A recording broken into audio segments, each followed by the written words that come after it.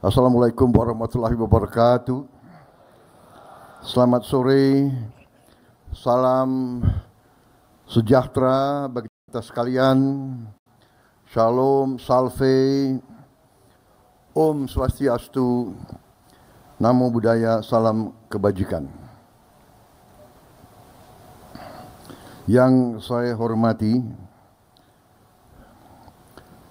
Wakil Presiden Republik Indonesia ke-6 Jenderal TNI Purnawirawan Tri Sutrisno, yang saya hormati Ketua Persatuan Purnawirawan Angkatan Darat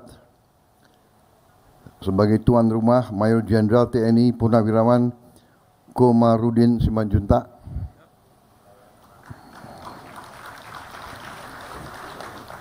Wakil Ketua MPR RI Saudara Edi Baskoro Yudhoyono, Wakil Ketua BPK RI Letnan Jenderal TNI Purnawirawan Budi Priyono,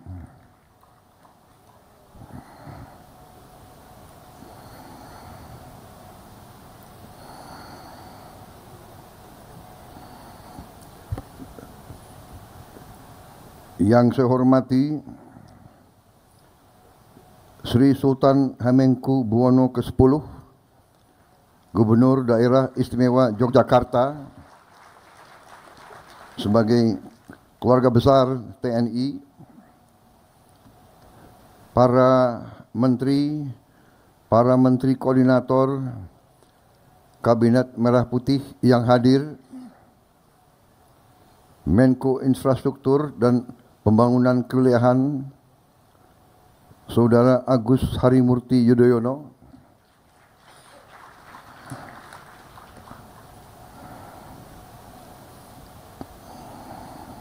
Menteri Dalam Negeri Jenderal Polisi Tito Karnavian,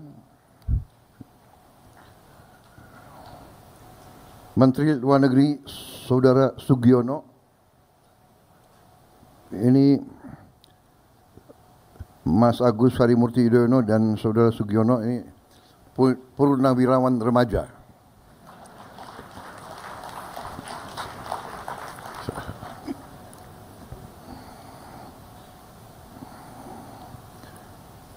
Oh, ini ada wartawan, jadi nggak boleh terlalu banyak joke ya. Menteri Pertahanan Letnan Jenderal TNI Purnawirawan Safri Samsudin, Menteri Agama Kiai Haji Profesor Nazaruddin Umar, Menteri Transmigrasi Saudara Iftitah Sulaiman, Menteri Perencanaan Pembangunan Nasional Saudara Rahmat Pambudi, Ketua Dewan Ekonomi Nasional Jenderal TNI Purnawirawan Luhut Binsar Panjaitan, Menteri Sekretaris Negara Saudara Prasetyo Hadi, Sekretaris Kabinet RI Letnan Kolonel Infanteri Teddy Indra Wijaya, belum purnawirawan, Kepala Badan Intelijen Negara Letnan Jenderal TNI Purnawirawan M. Herindra, Panglima TNI Jenderal TNI Agus Subianto, beserta para Kepala Staf Angkatan Darat, Laut, dan Udara, Kapolri Jenderal Polisi Listio Sigit Prabowo, Penasehat Khusus Presiden Bidang Politik dan Keamanan Jenderal TNI Purnawirawan Wiranto, Penasehat Khusus Presiden Bidang Pertahanan Nasional Jenderal TNI Purnawirawan Dudung Abdurrahman, Kepala Staf Presiden RI Letnan Jenderal TNI Purnawirawan AM Putranto, dan para Purnawirawan bintang 4 yang hadir, Jenderal TNI Purnawirawan Hendro Priyono, Jenderal TNI Purnawirawan Agung Gumilar, Jenderal TNI Agustadi Sasongko Purnomo, Jenderal TNI Endiartono Sutarto, Jenderal TNI Muldoko, Jenderal TNI Purnawirawan Budiman, Jenderal TNI Purnawirawan Mulyono, Jenderal TNI Purnawirawan Andika Perkasa,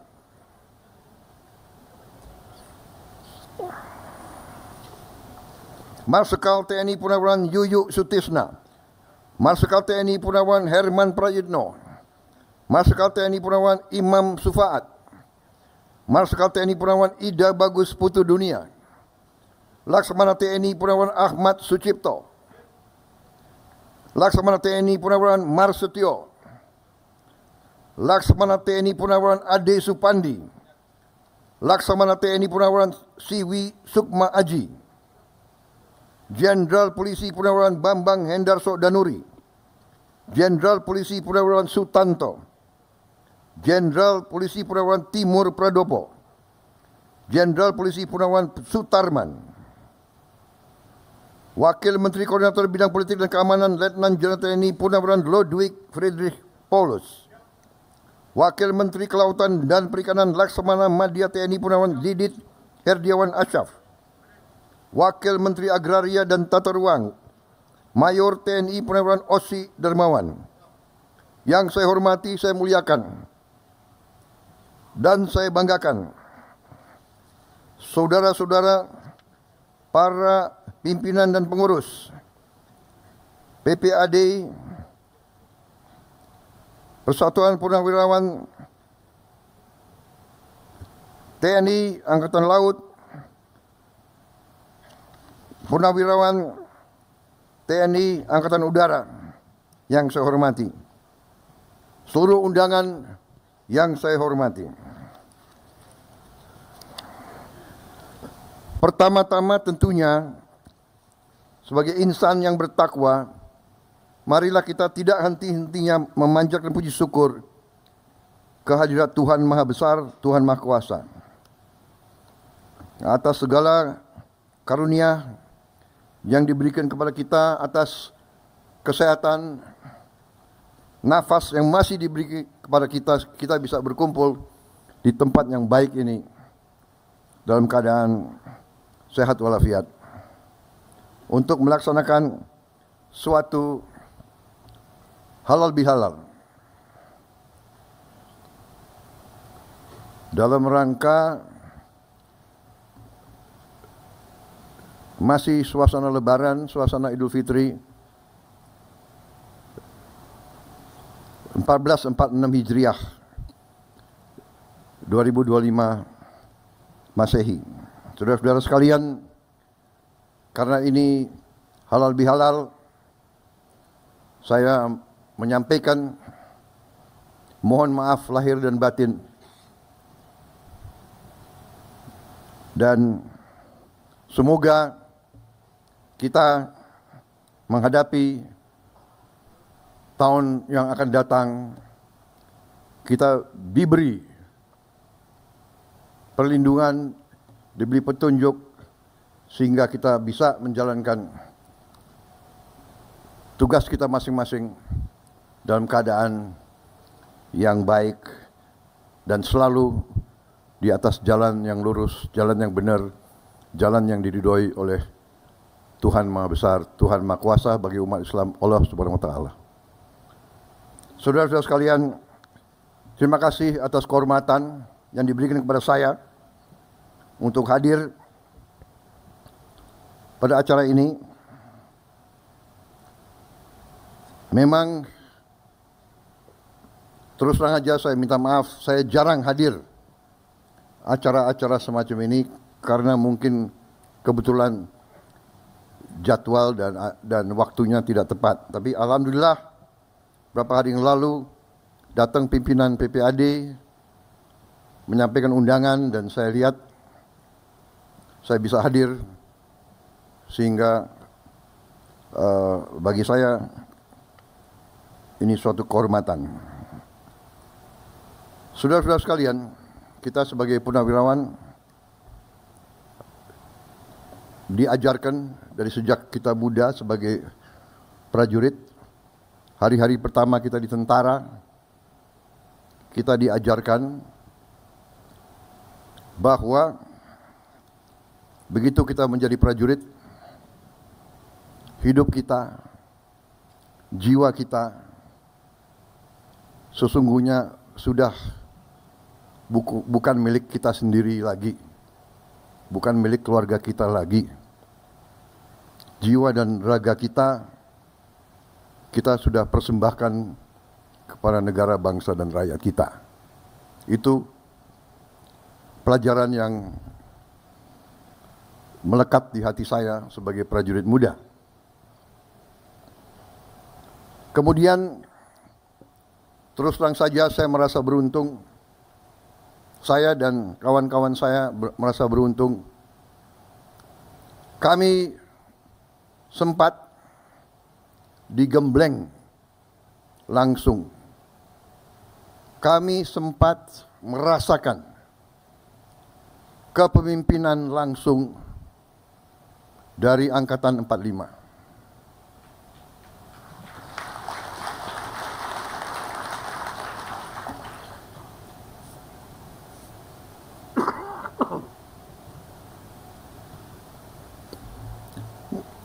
Angkatan 45 bukan saja dari tentara, bukan saja dari polisi, tapi harus dikatakan bahwa Angkatan 45 adalah generasi yang memimpin perebutan kemerdekaan kita. Mereka yang di kelompok bersenjata dan mereka yang tidak bersenjata tapi sama-sama berjuang. Angkatan ini memiliki ciri khas yang ciri yang sangat khas. Saya kira mereka-mereka yang merasakan hubungan langsung dengan Angkatan 45 akan membenarkan pendapat saya. Banyak yang merasakan langsung, saya kira Pak Tri, Sri Sultan, ayahanda dari Sri Sultan, seorang pejuang, seorang jenderal TNI menghadapi Belanda di Yogyakarta. Banyak di antara kita pasti pernah mengalami itu. Tapi yang saya rasakan adalah yang pertama, patriotisme yang berkobar-kobar. Cinta tanah air yang luar biasa. Dan kepercayaan diri. Percaya diri. Karena mereka merupakan bagian dari suatu generasi yang berhadapan dengan negara-negara adikuasa. Waktu itu Jepang adalah adikuasa. Inggris adikuasa. Belanda pada zamannya adalah adikuasa. The Dutch Empire. Sebelum British Empire, the Dutch Empire sangat-sangat kuat. Generasi 45 adalah generasi yang merasa bahwa penerus dari perjuangan ratusan tahun dari semua suku, semua daerah yang menyatakan bahwa bangsa Indonesia tidak mau dijajah. Bangsa Indonesia tidak mau jadi bangsa kuli. Bangsa Indonesia tidak mau jadi bangsa pesuruh. Bangsa Indonesia tidak mau jadi bangsa yang kerdil, bangsa yang miskin. Angkatan 45 berani mengambil sikap padahal negara belum punya anggaran, belum punya administrasi, belum punya organisasi. Senjata direbut, kadang-kadang mengangkat dirinya pada saat orang tidak berani. Mereka di usia muda berani tampil. Panglima Besar Sudirman menjadi panglima besar pada usia 29 tahun. Ignatius Slamet Riyadi menjadi komandan brigade pada usia 22 tahun. Saudara-saudara, mereka muda-muda berani dan banyak yang mati waktu muda-muda. Di keluarga saya, dari sejak kecil selalu dibawa ke makam. Ini makam pamanmu. Gugur di Tangerang pada usia 21 tahun. Ini pamanmu yang lain. Gugur di Tangerang sebagai kadet umur 16 tahun.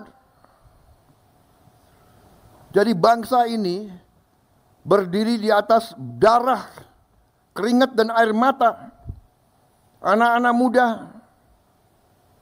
air matanya ibu-ibu. Saudara-saudara, kita merasakan, kita digembleng oleh mereka. Itu yang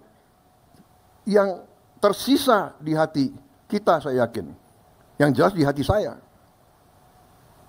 Saya, saudara-saudara,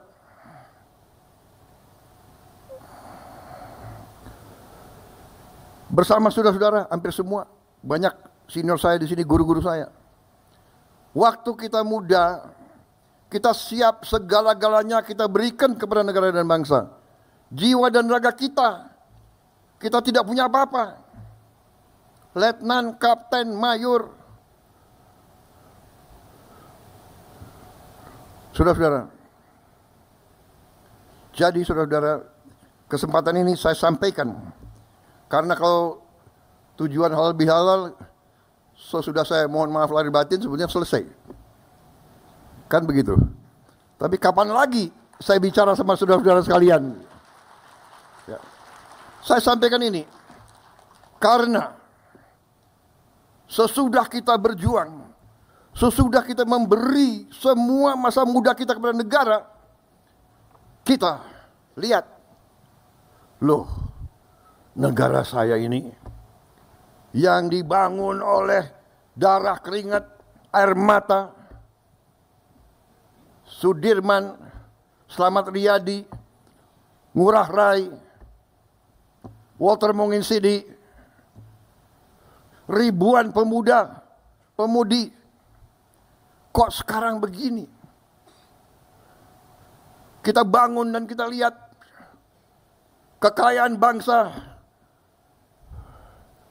kok kekayaannya tidak dirasakan oleh rakyat kebanyakan.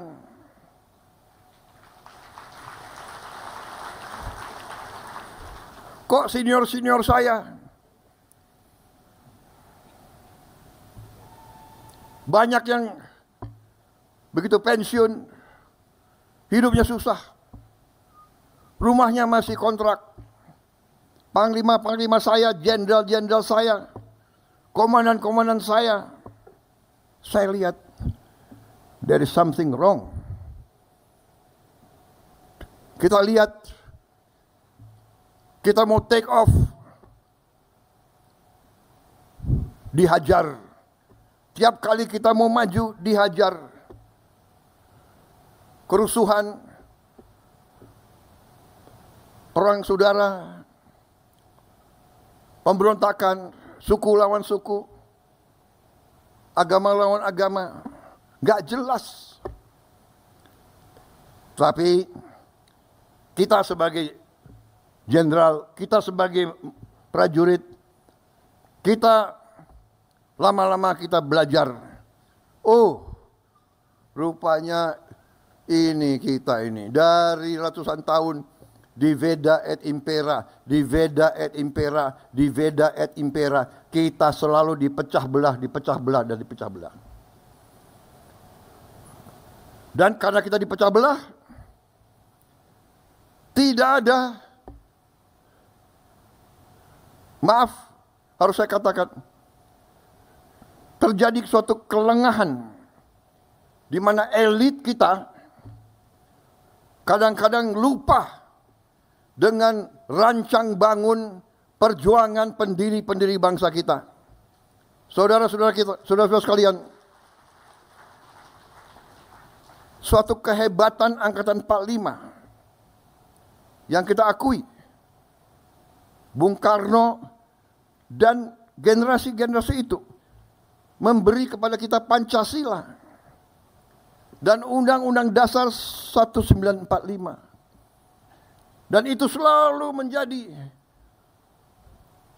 pegangan kita, seolah-olah Sabta Marga ada Pancasila, ada Undang-Undang 45. Sumpah Prajurit ada. Setiap produk selalu ada Undang-Undang Dasar 45 Pancasila. Tapi maaf, saya katakan banyak di antara elit yang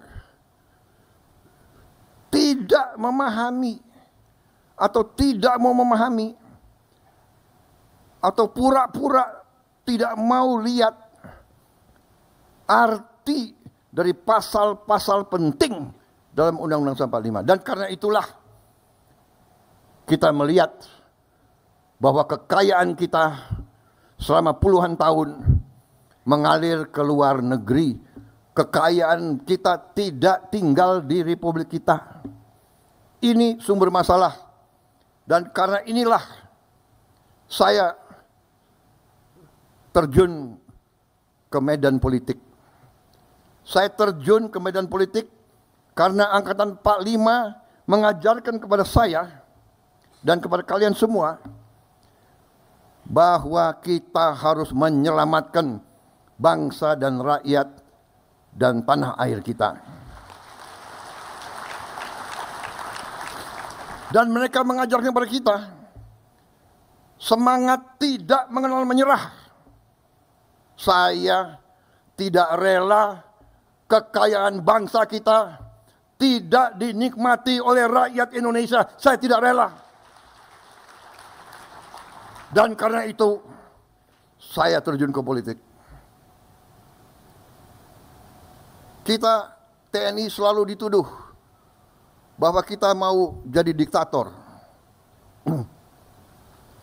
Selalu dituduh. Padahal saya ingatkan ke banyak tokoh-tokoh situ. Coba buka sejarah dunia, ya. Tunjukkan contoh di mana ada sebuah tentara yang mundur dari politik, dari kekuasaan. Kita mundur dengan rela. Reformasi itu, saudara-saudara, yang mensukseskan reformasi itu adalah tokoh-tokoh TNI dan Polri. ABRI. Kita harus mengatakan apa yang benar. Dan maaf, sekarang kalau disurvei rakyat Indonesia, mana institusi yang paling Anda percaya? Tanya rakyat, yang teratas adalah TNI, tentara. Silakan. Bukan kita yang bikin survei. Ini survei internasional. Jadi saudara-saudara, yang ingin saya sampaikan, bahwa TNI karena sifatnya, karena semangatnya, karena kita diseleksi, direkrut, yang masuk biasanya adalah mereka-mereka yang patriotik. Jadi, begitu pensiun, begitu kita keluar dari tentara, rasa cinta tanah air, rasa tanggung jawab, rasa ingin berbakti, rasa ingin menyelamatkan bangsa dan negara masih kuat.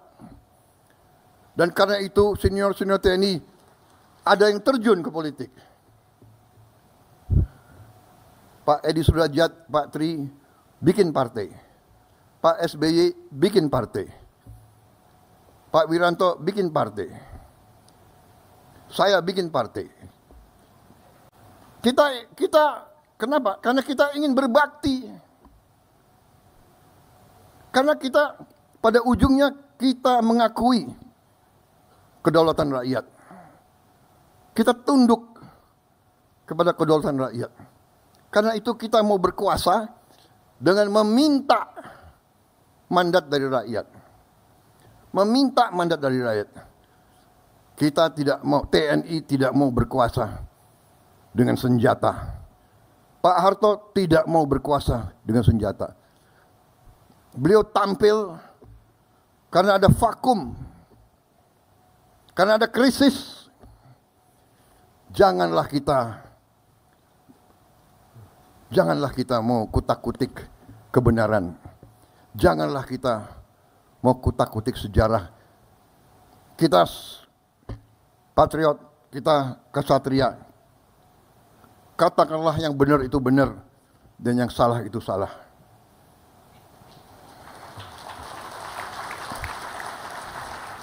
Semua pemimpin berjasa.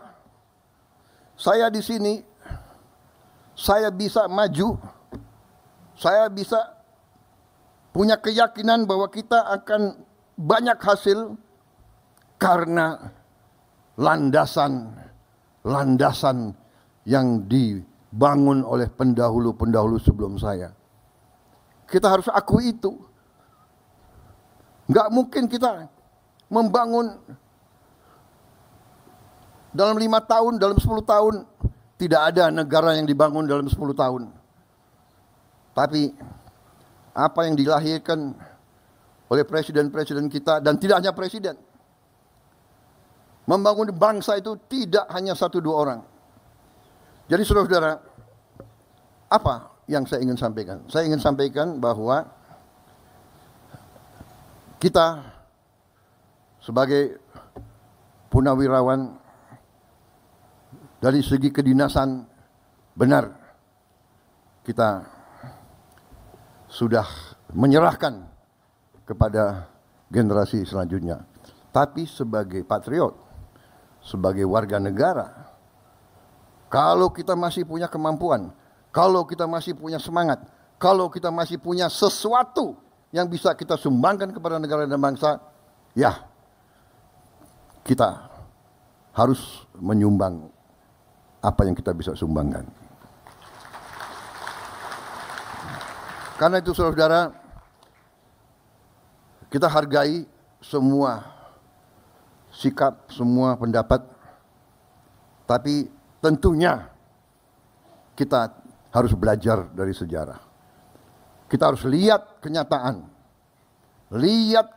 yang sedang berlaku. Bahwa di dunia ini sekarang ya,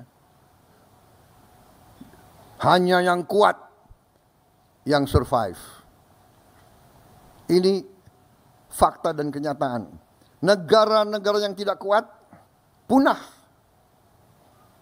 Kenapa dia punah? Dia tidak mampu bertahan. Kenapa dia tidak mampu bertahan? Karena dia tidak bisa mengamankan sumber-sumber kekayaan dia sendiri. Kalau suatu bangsa tidak bisa menguasai sumber kekayaan sendiri, bangsa itu miskin. Sangat sederhana.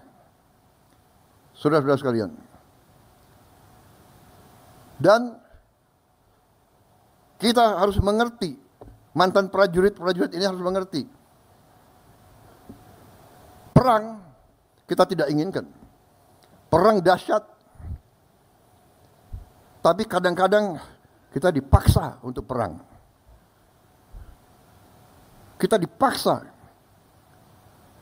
Kalau kita tidak berani ambil keputusan untuk perang, tidak kita merdeka. Karena Belanda tidak mau memberi kemerdekaan kepada kita.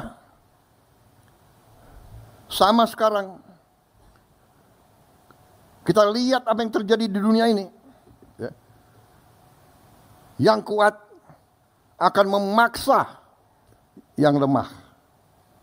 Karena itu saudara-saudara, saya sampaikan di mana-mana, kita harus sadar bahwa Indonesia selalu akan diganggu dan sedang diganggu. Kita tidak mau ganggu bangsa lain, tapi bangsa lain mengganggu kita. Kenapa? Karena kita kaya. Kita punya nikel terbesar di dunia. Kita punya boksit ke-6 terbesar di dunia. Kelapa sawit kita terbesar di dunia. Jangan kita anggap enteng kelapa sawit. Kelapa sawit sekarang sudah menjadi komoditas kritis, strategis. Setiap saya kemana, negara-negara mana, mereka minta, yang mulia, tolong kelapa sawit Indonesia kalau bisa prioritas kepada kami. Mesir, Pakistan, India, bahkan Eropa. Ternyata dari kelapa sawit ada 65 atau 67 produk. Di antaranya kita bisa bikin BBM dari kelapa sawit. Negara kita sesungguhnya tidak perlu import BBM sama sekali dari manapun. Dan kita harus tahu, kita import BBM hampir 40 miliar dolar satu tahun. Padahal kita sebenarnya tidak perlu import. Dan saya dalam pemerintahan yang saya pimpin, saya bertekad bahwa Indonesia dalam 5 tahun akan datang harus swasembada BBM, harus swasembada energi. Dan nanti ada yang bertanya, apa bisa? Gitu. Harus bisa. Nah ini semangat yang ditanamkan oleh Angkatan 45. Semangat tidak mengenal menyerah. Harus bisa. Merdeka atau mati. Berdiri di atas kaki kita sendiri. Kita tidak mau jadi kacungnya bangsa lain. Kalau yang mau silakan, saya tidak mau.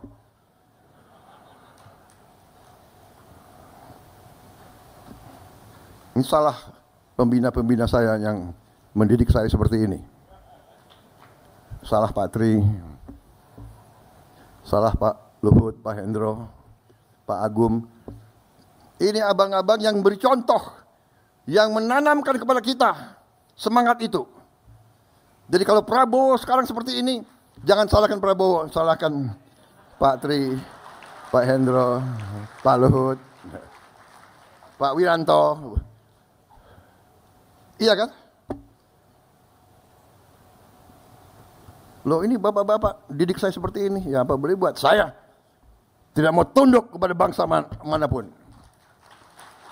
Kekayaan Indonesia harus di tangan bangsa Indonesia.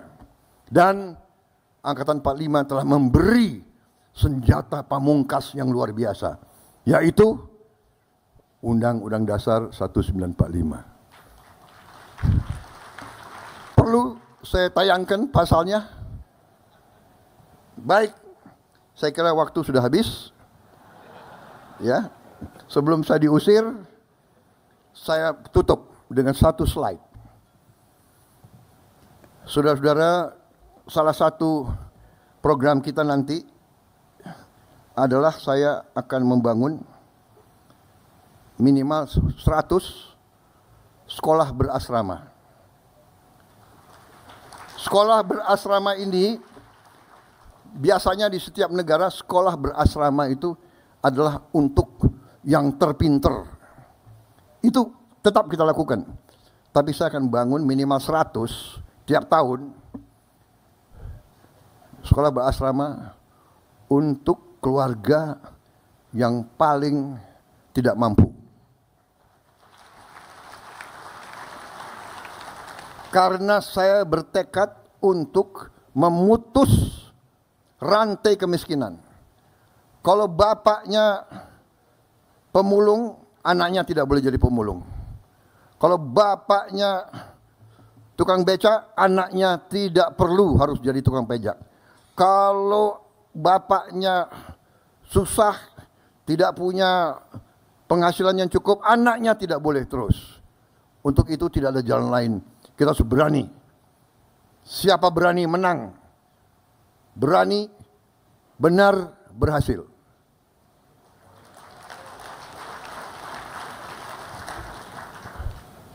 Berani dulu, baru benar. Setelah berani benar, baru berhasil. Harus berani dulu. Ya. Kalau nggak berani, kita nggak bisa dapat apa-apa. Jadi, ini konsepnya sedang dikerjakan. Insya Allah bulan Juli kita buka mungkin 53-55 kampus pertama.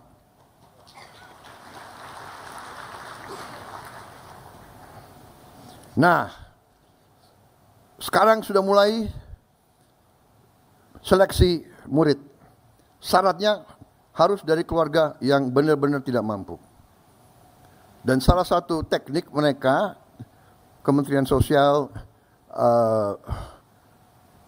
PAN-RB dan Badan Pusat Statistik, BPS, karena mereka yang punya data, adalah mencek rumah tinggal keluarga tersebut. Saya minta ditayangkan ada berapa calon peserta. Bisa kelihatan? Jadi ini, saudara-saudara, kalau Anda perhatikan, ini profil calon yang akan masuk jadi peserta didik.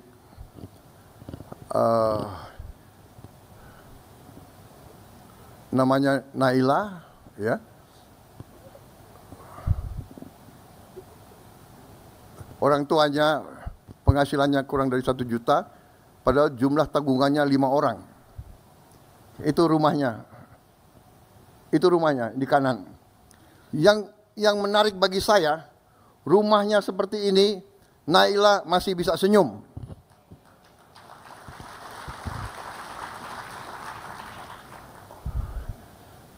Saudara-saudara sekalian, rekan-rekan puna, ini perjuangan kita. Sisa hidup saya, perjuangan saya adalah untuk merubah nasib Naila di Indonesia.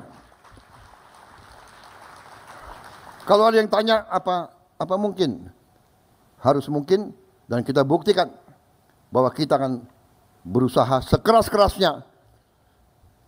Hanya dengan keberanian, hanya dengan tekad, hanya dengan keyakinan, dan hanya dengan tekad untuk memimpin suatu gerakan pemerintahan bersih, pemerintah yang anti korupsi, yang pemerintah yang bisa menyelamatkan kekayaan negara.